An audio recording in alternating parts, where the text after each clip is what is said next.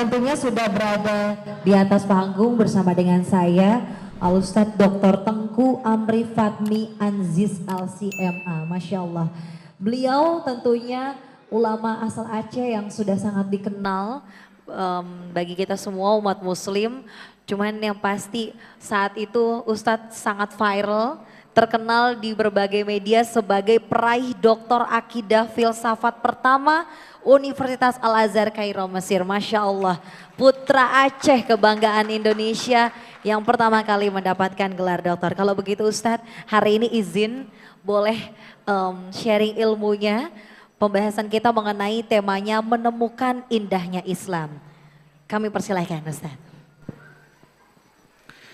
Bismillahirrahmanirrahim. Assalamualaikum warahmatullahi wabarakatuh. Waalaikumsalam warahmatullahi wabarakatuh. Alhamdulillahirabbil alamin, hamdan katsiran thayyiban mubarakan fih. Allahumma salli wa sallim wa barik ala sayyidina Muhammadin wa ala alihi wa sahbihi wa sallim. Subhanaka la ilma lana illa ma 'allamtana innaka antal alimul hakim. Allahumma 'allimna ma yanfa'una wanfa'na bima 'allamtana wa zidna ilma. Amma ba'du. Yang kita muliakan guru kita Ustadz Syamsul Nababan yang masih menyempatkan diri untuk duduk bersama dengan kita di sini. Kepada seluruh panitia Masjid Sunda Kelapa yang menggagas luar biasa acara ini. Dan kepada moderator kita terima kasih banyak untuk persilakan kepada kami. Dan kepada seluruh teman-teman seiman dan seakidah yang dimuliakan Allah. Ya. Alhamdulillah semuanya kita mendapat rahmat dan mendapatkan perlindungan dan mendapatkan curahan daripada hidayahnya selalu selama kita hidup. Amin ya rabbal alamin.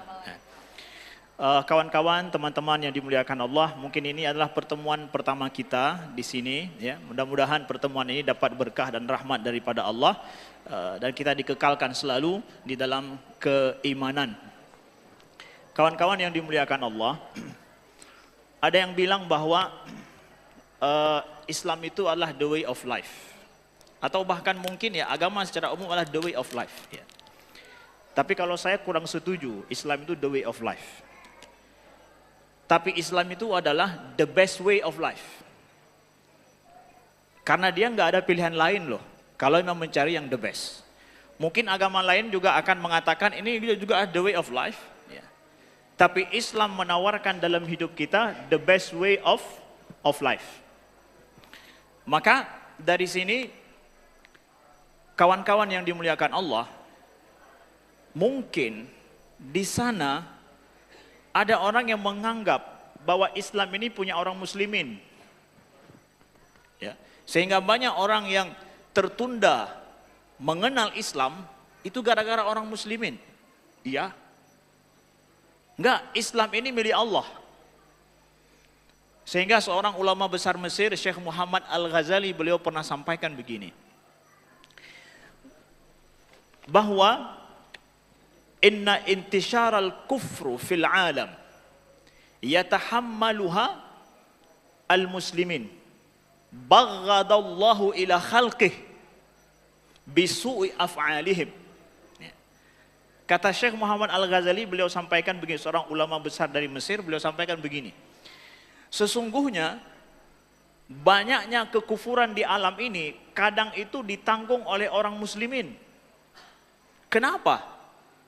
Karena mereka menjadikan hamba-hamba Allah benci terhadap Islam karena perbuatan mereka yang tidak baik, yang tidak benar. Maka saudaraku, janganlah kita ini menganggap ya Islam itu lihatlah orang muslimin seperti apa gitu. Kalau di Indonesia yang banyak pencuri orang muslimin, koruptor juga orang muslimin, sehingga salah Islamnya. Itu nggak logis loh. Islam itu milik Allah. Maka saudaraku yang sudah mendapatkan hidayah pertama dari Allah, maka rajinlah untuk menggali Islam ini. Karena Islam yang telah kita anut ini akan menjadi tanggung jawab kita dengan Allah Subhanahu wa taala. Saudara kita membimbing, tapi Islam itu milik kita. Islam itu milik Allah, dianugerahkan kepada kita. Jadi hiduplah betul-betul dengan Islam. Cari ilmu agama, cari ilmu Al-Quran, ilmu sunnah Nabi Sallallahu Alaihi Wasallam, yang nanti Islam itu akan menjelma dalam diri kita dengan cara yang berbeda dan unik sekali. Makanya saya tidak mungkin tidak mengatakan tadi kawan teman-teman mu'allaf ya, tapi teman-teman seiman dan seakidah. Kalian itu dengan kami mungkin yang lebih itu bedanya hanya waktu saja, tetapi di depan Allah mungkin kalian lebih mulia daripada kami. Ya. Itu yang pertama yang ingin kami sampaikan.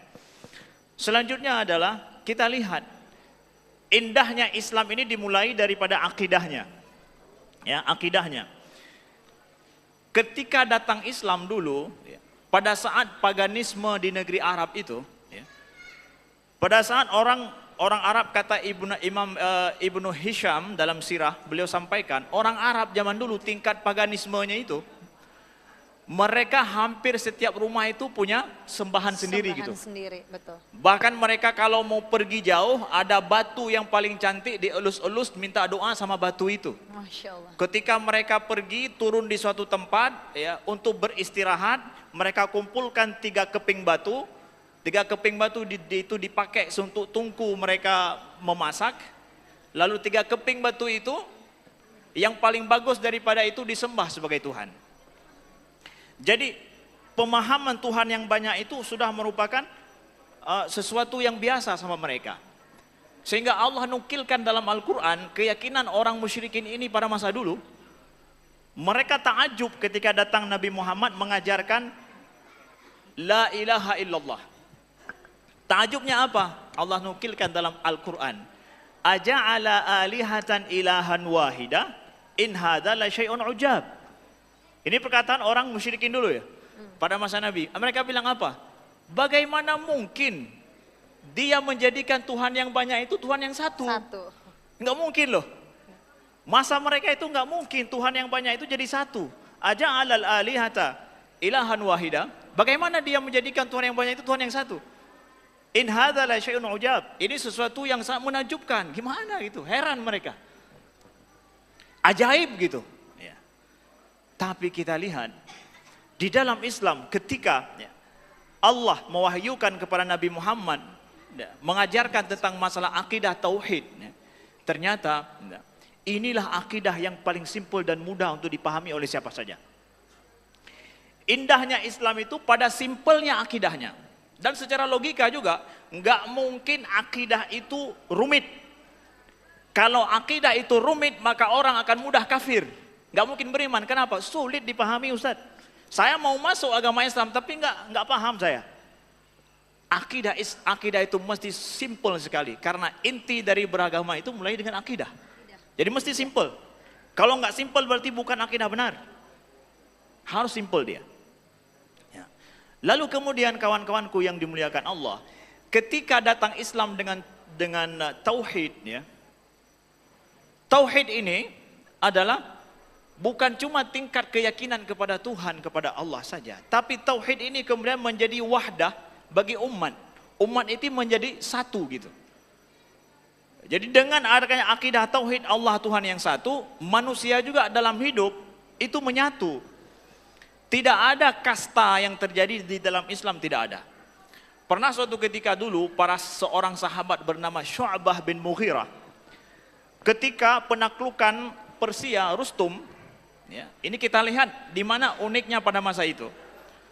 Ketika ingin ditaklukkan Persia, Raja Rustum yang berkuasa, raja terakhir Persia pada saat itu, mengundang Syu'bah bin Mughirah sahabat Nabi untuk berdialog dengannya. Mau tahu sebenarnya Islam itu siapa? Bagaimana agama mereka? Kok bisa begitu? Kok begitu kuat begitu? Membangun peradaban yang luar biasa. Lalu ketika Mughirah bin Syu'bah datang masuk ke istana Rustum, langsung Mughirah bin Syu'bah duduk di samping Raja Rustum. Masya Allah. Duduk di samping itu. Ketika dia duduk di samping Raja Rustum, ramai-ramai pengawal Raja Rustum turunkan dia. Nggak boleh duduk di sini, nggak boleh. Ini untuk Tuan Raja. Tuan Raja. Kamu nggak boleh, nggak sebanding dengannya. Mughirah mengatakan apa? Di sini aku tahu bahwa agama kalian, kerajaan kalian ini memperbudak manusia. Kami di dalam Islam bahwa semua hamba Allah itu sama. Tidak ada perbedaan. Hanya Allah Tuhan yang satu kami sembah, sedangkan manusia semua adalah sama setara di sisi Allah Subhanahu wa taala. Dan di sini saya paham kerajaan kalian akan hancur. Kenapa? Karena ketidakadilannya dan perbudakan kalian terhadap manusia. Kalian memperhamba manusia bukan untuk memuliakan manusia. Sedangkan Islam datang apa? Islam datang untuk memuliakan manusia. Walaqad karramna bani Adam, kata Allah. Sungguh telah kami muliakan anak Adam. Bukan orang muslimin loh. Islam nggak mengajarkan orang muslimin mulia. Oh no. Tapi Al-Quran dengan jelas mengatakan karramna bani Adam, bahwa anak Adam semua mulia. You Muslim or no, itu semua kalian mulia di sisi Allah Subhanahu wa taala. Al-Quran katakan begitu. Kemuliaan di dalam Islam ini. Nah. Lalu kemudian saudaraku, indahnya Islam ini adalah agama yang terakhir. Enggak ada agama setelah Islam. Mungkin ini juga tidak logis bagi sebagian orang mengatakan bahwa kan Ustadz, zaman dulu katanya Islam dalam Al-Quran dikatakan wa ma arsalna min qablika min rasul wa laqad arsalna min qablaka rasulan ila qaumih.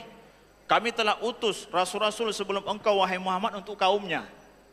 Tapi kenapa Islam ini berlaku kafatan linnas bagi semua manusia? Kan zaman berganti, berubah. Mestinya mesti ada juga nabi yang lain diutus, akan ada agama lain diutus oleh Tuhan demi untuk melihat menyempurnakan kehidupan manusia, kan berubah masa gitu. Ya. Enggak. Justru ketika Islam menjadi agama yang terakhir, ini sangat logis dan mukjizat Islam hari ini loh. Masya Allah. Kok bisa Nabi Muhammad itu, Nabi yang terakhir, Islam itu adalah agama yang sempurna yang terakhir, nggak ada agama setelah itu. Itu mukjizat hari ini, kedapatan kita lihat. Kenapa? Ketika Islam menjadi agama yang terakhir, menunjukkan hari ini teka-tekinya terkuak. Kehidupan kita hari ini, dunia itu menjadi satu kampung. Ini menunjukkan Allah tahu loh, Islam setelah ini itu manusia hidup nggak lagi kampungnya masing-masing, nggak. Mereka akan saling berhubungan satu sama lain, kemampuan hidup mereka, satu negara itu sama seperti negara yang lain, apa yang berlaku di suatu negeri itu berlaku di negeri yang lain. Maka perlu ada satu referensi yang sama dalam hidup mereka. Kalau dulu kan kaum Nabi yang tinggal di Aceh mungkin dengan tinggal di Jakarta nggak pernah jumpa, seumur hidup nggak pernah jumpa, nggak pernah dengar apa yang terjadi di Jakarta. Maka hukum terjadi di Jakarta nggak bisa berlaku di Aceh, nggak saling mempengaruhi. Tapi sekarang yang terjadi di Indonesia itu akan terjadi di New York, akan terjadi di tempat lain. Perlu cukup satu rujukan untuk semua. Mungkin kita dengar yang terakhir itu. Sebuah artikel penting yang ditulis oleh The Guardian Inggris tentang pengaruh daripada pemain Maroko yang bangga akan Islam terhadap dunia. Bahwa pemain Maroko ketika mereka membawa nilai-nilai Islam ke lapangan, di depan kamera dunia itu telah membalikkan pemahaman dunia tentang Islam.